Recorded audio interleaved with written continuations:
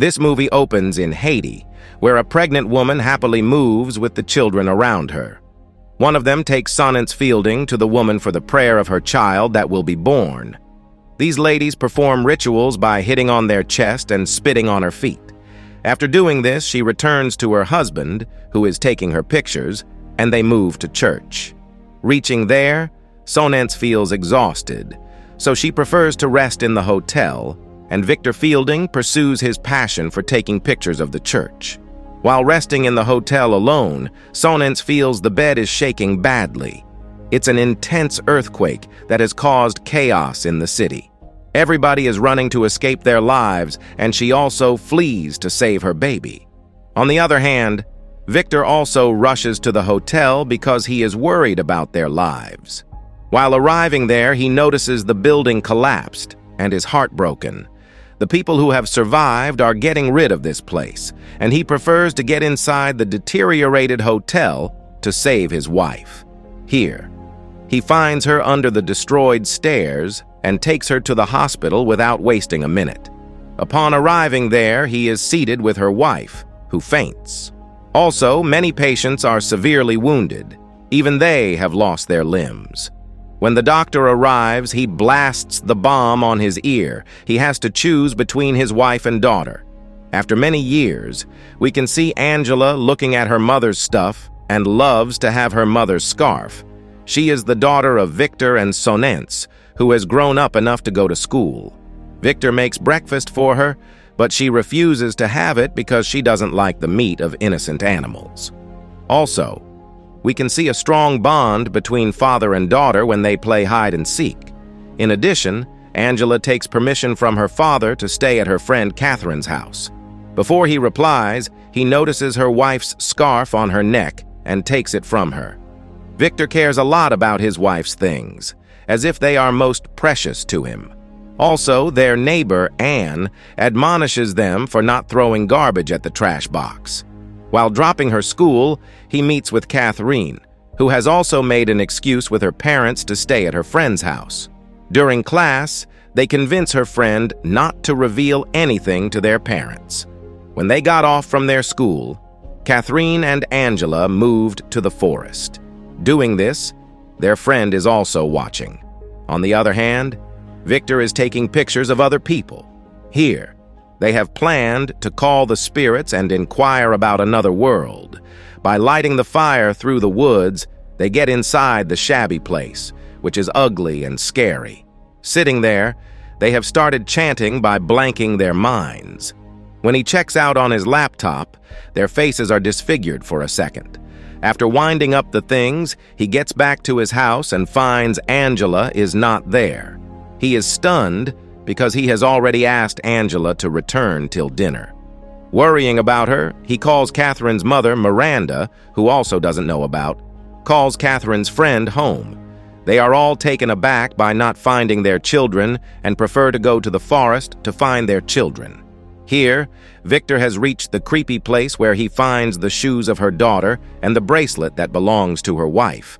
Also, there is a snake with whom he has survived.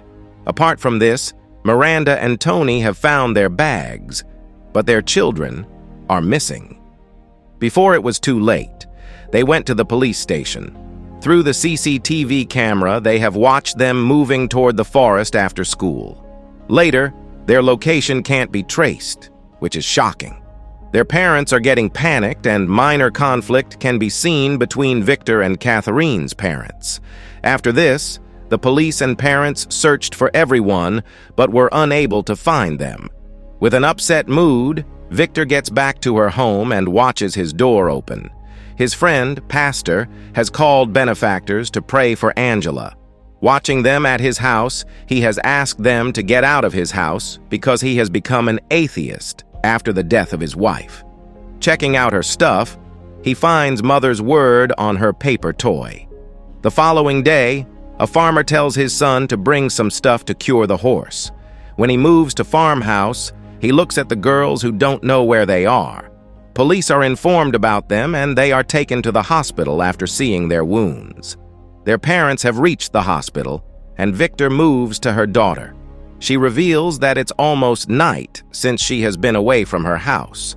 That's strange because it's been almost 3 days since she didn't get home. According to her statement, they were walking and reached the farm and were unable to remember anything more. There are scars on her feet, and she has decided to put on a test for the exact report. Both go through many tests, which is scary, but they are considered perfectly fine and allowed to go home. In spite of this, they are acting weirdly, which reveals they are not normal. When Nurse Ann is with Angela, she makes a scratch on the window by keeping her hand on it. At night, Angela is in bed, and Victor inquires about another suspicious person's presence with them, but she doesn't mention anyone's name. Instead, there is a horrible spirit behind him. She asks him to leave. Aside from this, Catherine recalls the scars on Angela's stomach. She was frightened and pleaded with her mother to stay at night with her. Her mother agrees. While Victor is brushing, Angela turns off the light. Victor asks her to leave, but she again arrives and scares him and pretends as if Victor calls her again. Victor checks out the button, but it sparks by, touching them. The following day, Victor prepares Angela's favorite breakfast, but she doesn't wake up.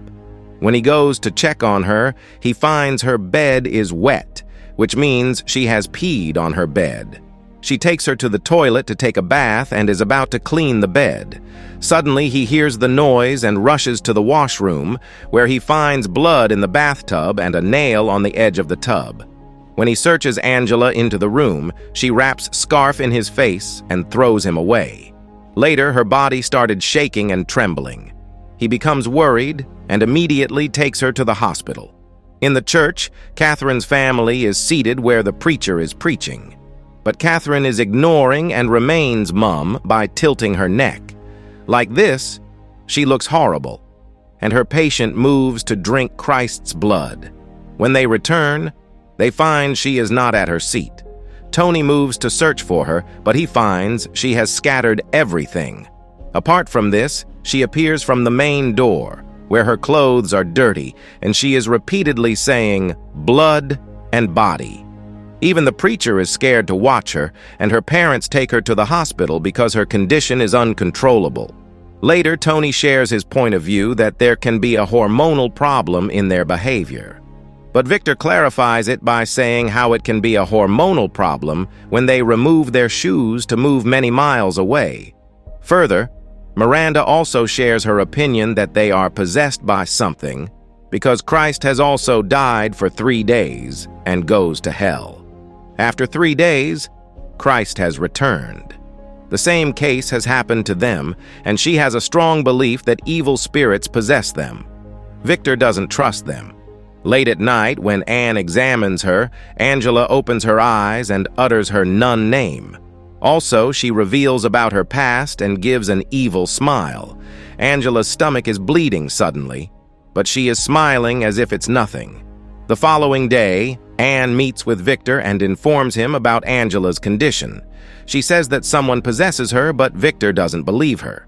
Just then, Anne reveals the last incident when Angela called her Noon's name, and she also knows about her pregnancy that no one knows. Listening to this, he has started believing in it and started reading spiritual book. By reading this, he recalls the scars on Angela's stomach, already mentioned in the book. Also, he thinks about Chris, who is a famous exorcist. She knows very well how to deal with the ghosts and spirits. To clear his queries, he prefers to meet with her.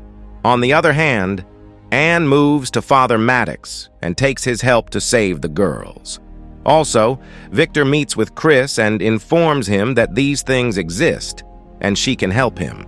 Because of her power, she is deprived of her daughter, but she hopes to meet with her daughter again, before dying. Victor takes her to the hospital, where Father Maddox is pleased to meet with her, but he warns her to use allowed verses. She gives him a positive response, and they move to Angela's room. Here, Angela is engraving Chris's daughter name, and Chris also knows who she is. Angela gives her an evil smile, and Chris worries about this girl. Also, when she knows that Catherine is in the house, She moves to her house. She can sense Catherine can be dangerous for her family. When they get inside their house, everything is destroyed. Tony considers himself responsible for his daughter's condition. Miranda and her daughter pray. Victor moves to them, and Chris heads to Catherine, sitting on the bed. She has revealed about her daughter, who is burning in hell. Ignoring her words, she started praising the God who had tormented this ghost. With this verse, she has started screaming. For a second, it looks like everything has become normal, but she holds the cross and penetrates in her eyes. Listening to the screams, Victor rushes to the room and takes her out with great trouble. In an emergency, they take her to the hospital, and she is treated in the hospital. On the other hand, Father Maddox tries to get the organization's permission for Exorcist. Father Maddox wants to take her permission at any cost because it's the question of life.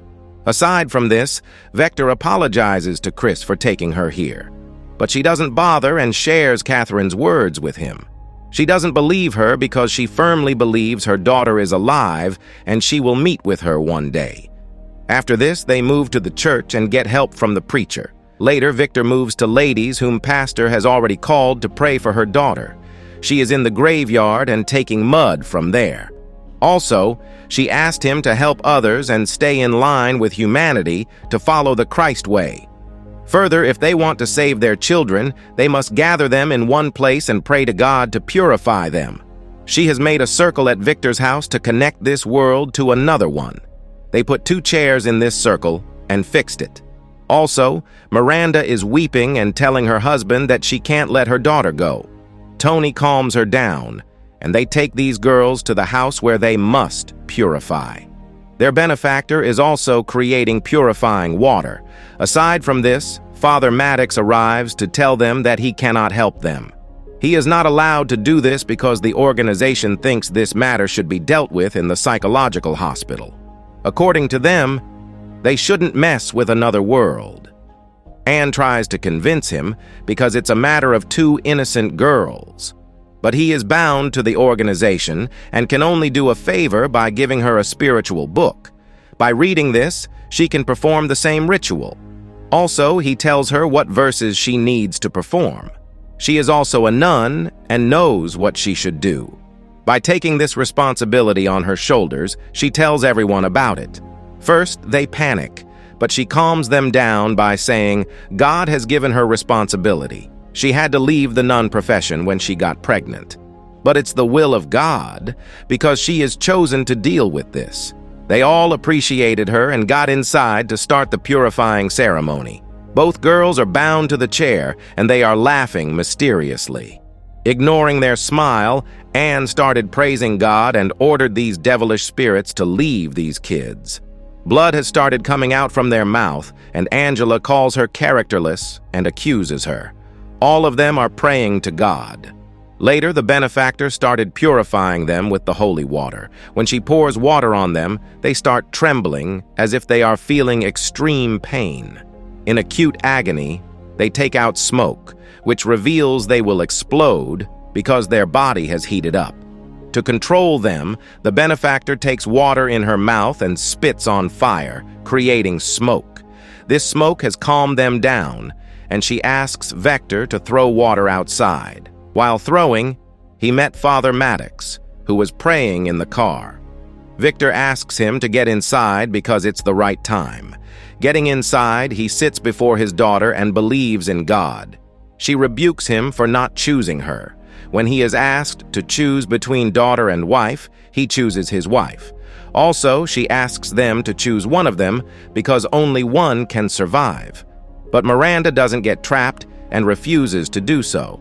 At the same time, Father Maddox arrives by praising God and puts his hand on their head.